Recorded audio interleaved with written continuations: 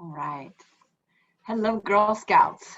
My name is Megan Stewart, and today we are going over the final steps 4 and 5 of the Senior Explorer Badge. So I want to do a quick recap on what we've done so far. So individually, in different videos, we have completed steps 1, 2, and 3. So if you are interested in watching any of these, go to the Girl Scouts of Virginia Skyline Council Facebook page and check out our video library.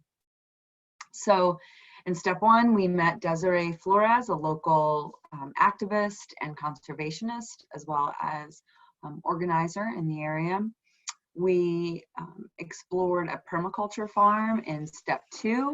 We learned about native species, invasive species, how various plant and animal species can work together to create a healthy, thriving ecosystem. And finally, we also investigated a global ecosystem looking at endangered species in step 3. So really all of this has been to prepare you for steps 4 and 5. And in particular with step 4, we'll be planning a trip to explore and work on an issue that is close to your heart, something that you're passionate about. So based on the various topics that we've covered in steps 1, 2, and 3, you'll now want to pick something that really resonates with you, something that gets you excited, because when you're excited about a topic, you want to talk about it. And that's going to be important for step 5 when we discuss options for how you can share what you've learned throughout this badge, and be comfortable talking to others about it. And really, and being passionate about your topic is important to being effective in step 5. Because if you're talking about something and you're not that interested in it, people can sense it, and why would, they're not going to be interested if you're not interested. So, all right, and at the end of all this, the idea of the outcome for this whole badge is that you'll want to be more comfortable planning trips that are eco-friendly. You'll feel comfortable showing younger Girl Scouts things that they can do to help. And also it can be your community or some classmates based on what you want to choose. So, all right, we are going to jump into step 4. So this is planning a trip to explore and work on an issue. So again, what is your issue? That is that's an important step here. So you want to pick something that, like I was saying, resonates, sets your heart on fire, right? Are you passionate about the trees and wanting to prevent deforestation? Are you an animal lover and concerned about endangered species or potentially habitat destruction and threats to wildlife in your own backyard? The nice thing about this step is that you can go local or you can go global. All that matters here is that you're excited about it. Do you want to look into coral reef preservation, air pollution, which is, affects visibility and experiences at national and state parks and us in our own home cities? So a lot of options to choose from. All right, so regardless, so of the options in step 4, you can either go to a state or national park, you can go visit a river, ocean, or lake, or you can take a trip to visit a wildlife sanctuary or wildlife park or migration area. So really what we're covering here applies to any of those 3 options that you choose and are interested in. So you can either go in person or you can go virtually. So in the past, you probably could have used a family vacation to a national park or planned a family vacation. During this COVID-19 time, things are more uncertain. So for places that you're interested in that are far away, we really recommend taking the virtual route. And the nice thing is that businesses and even wildlife areas have all made a lot of an effort to go online. You may not find the exact park or specific place that you want to go, but you can find something similar that you can experience and learn from them virtually. And then if you do choose to go somewhere local, make sure you contact them and check their website to see what their latest COVID-19 guidelines are so you can be prepared. All right, so virtually, there's a lot of good stuff out there. If you're interested in water, I found an incredible resource on the Chesapeake Conservancy website. So all you gotta do is Google Chesapeake Conservancy virtual river tours, and it will take you to this page, and they have at least 10 rivers, if not more, that they have put together a virtual experience. And the website as well has a lot of information on water conservation and quality issues. So that was a great one. And you know, I mainly did this through Googling various topics. And I do want to say, I think the best bet that in order to use this virtual option is that you'll want to do a combination of a virtual tour for the visual experience, but then you'll want to do a little additional research as well, because some of the virtual experiences are based mainly around visuals for the specific place. So for example, if you're interested in some of the national parks, also go, there are a lot of, I think there's at least 30 national parks that have been creating virtual experiences, but you'll want to also check out nps.gov, which I have here in the bottom right corner. Most of the parks have a nature and environmental factor section. And you can see here for Yosemite, there are a number of issues that you can look at and look into as well. Because you want to get more than just the visual, right? The whole point here is an issue, a problem in the environment that relates to something we're passionate about. And again, Google is your friend here, so use specific search terms when you are searching. The more words you can put in there, the more likely you'll get a result that is specific to what you need. So make sure you type in virtual wildlife tour or virtual wildlife habitat or virtual coral reef tour. If you only type in coral reef, you will get everything under the sun explaining what a coral reef is, what coral reefs exist, and you want a virtual tour. And then you want to look for virtual, or then you'll also want to supplement that with coral reef preservation and do a little digging there too. All right, so the other option is going local. So there's a lot of great options there. You just want to take the COVID-19 situation into account and contact them, right? They may have a quota on how many people are there. They might have limited hours. And so, and it's just good to give them a heads up and talk to them. Also, as a part of this step, local visits need to include multiple visits, basically to get a better sense of how the environment is being affected by, say, the seasons or the weather, right? If you're visiting a river, and right now, in the month of end of May, going into June, we've been getting a lot of rain. I know one of our paved trails in the city just was, the whole section was completely eroded after this 3-day rain that we got. So going right after a rain or even during a heavy rain can show you the effects of weather. And also, unfortunately, right after a rain, you'll see higher pollution.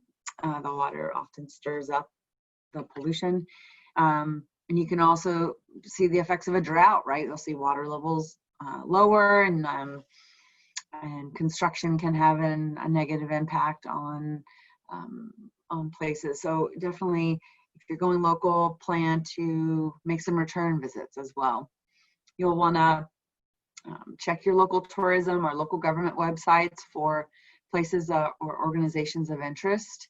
And then of course you can Google just based on your city or county name and type in, say, you know, Charlottesville Wildlife Sanctuary or Harrisonburg,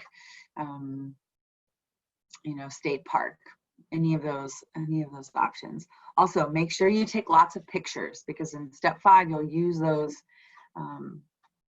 to share what you're learning and to inspire others and to show that you did the work, show that you explored this topic.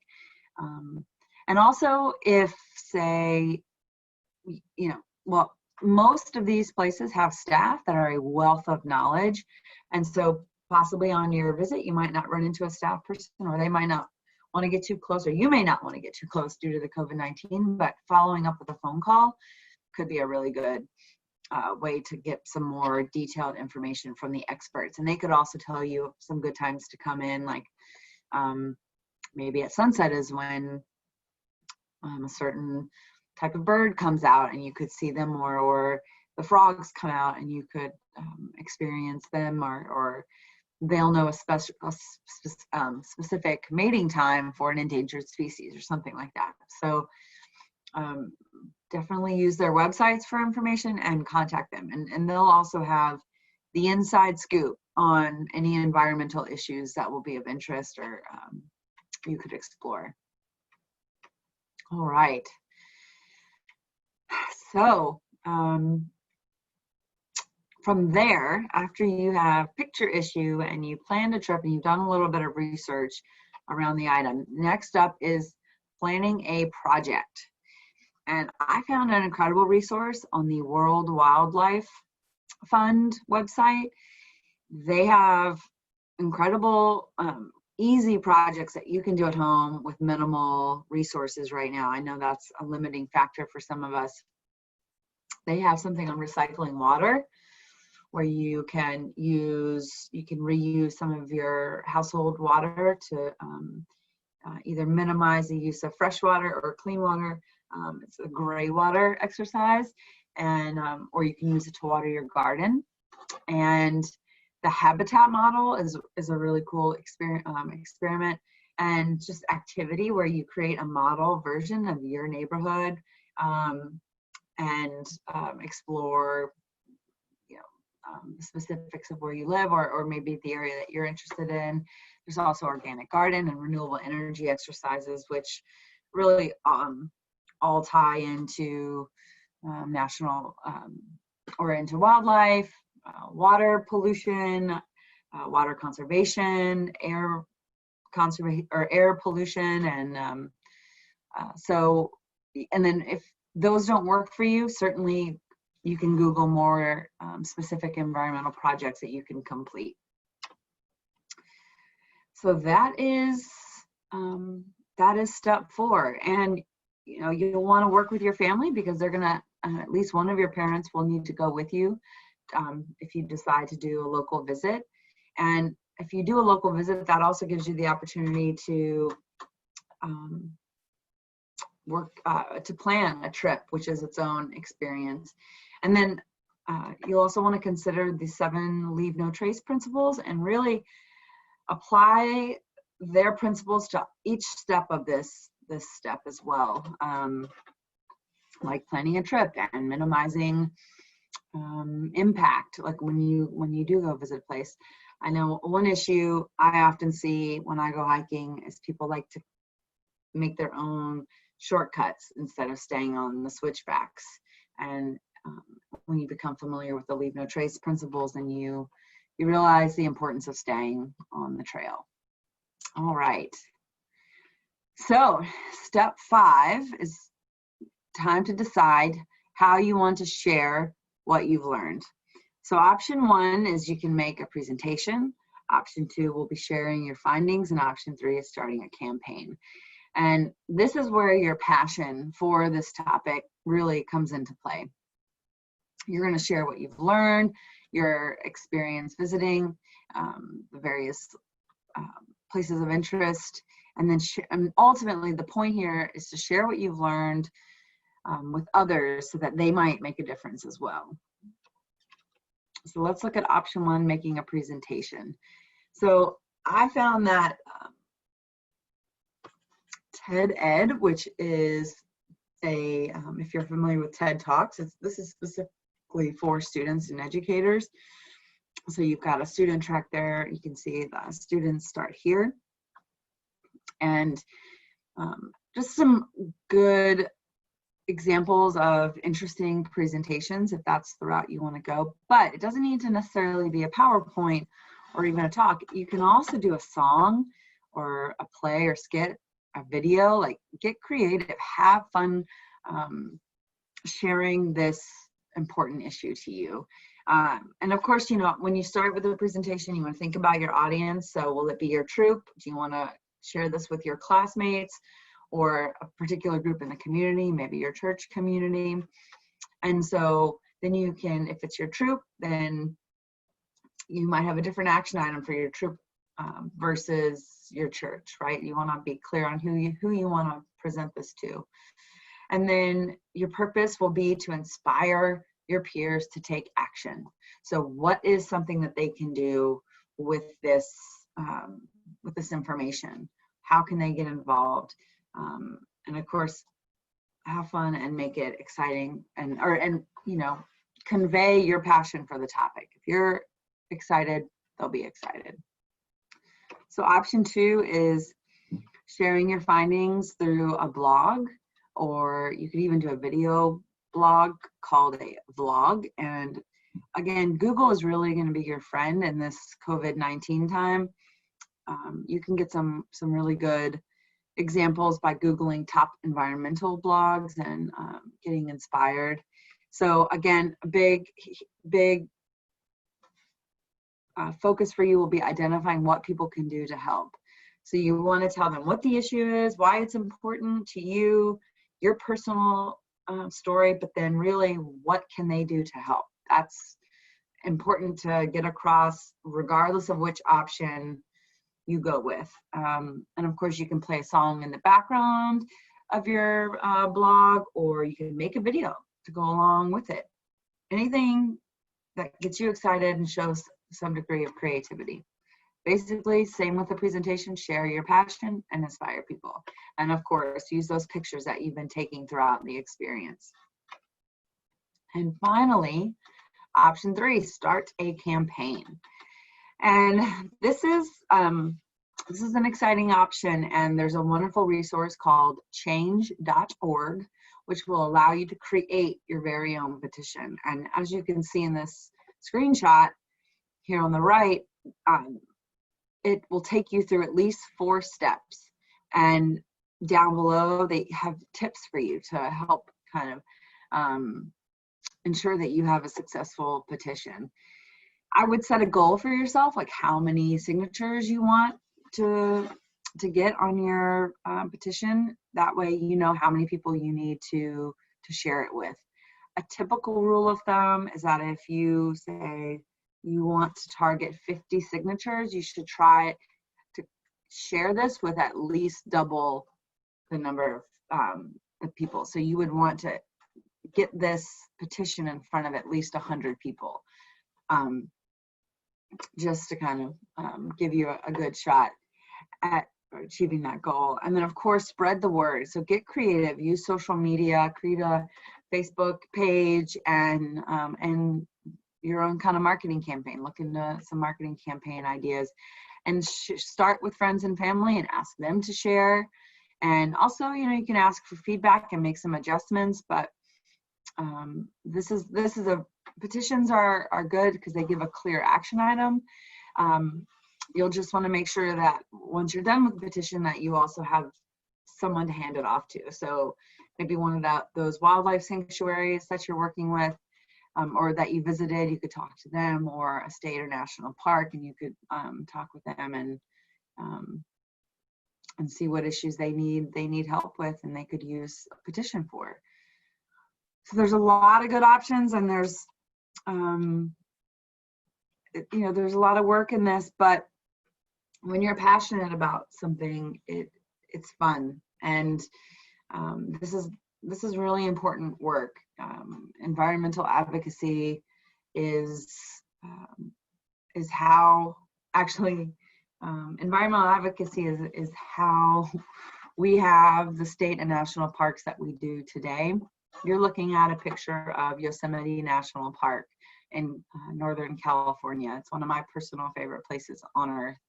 And the only reason you can look out and have this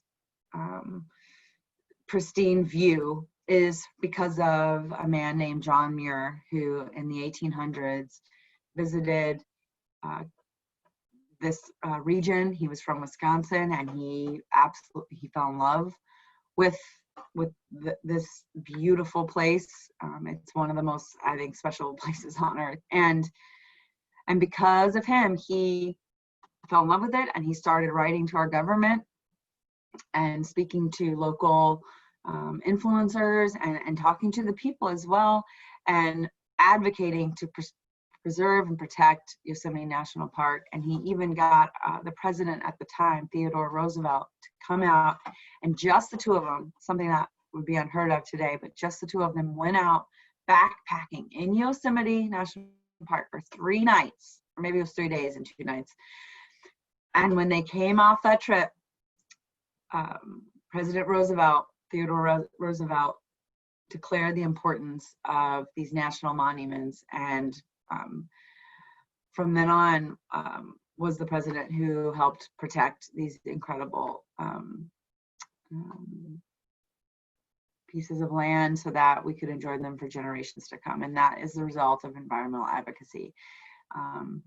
And that's just, I'm not saying you have to go that far, but it's an important lesson. And whether it's this environmental issue or anything in your life that matters to you, doing the research, exploring it, seeing for yourself, seeing the problem firsthand, and putting together thoughtful takeaways for people is how you can really make a difference. And I really appreciate your time. I hope you and your family are healthy. Please don't hesitate to contact me at our council if you have any questions or want help talking through this, or want access to any of the resources that I shared, or people that you'd like to talk to. And I wish you all the best, and stay healthy and stay safe. Thanks so much.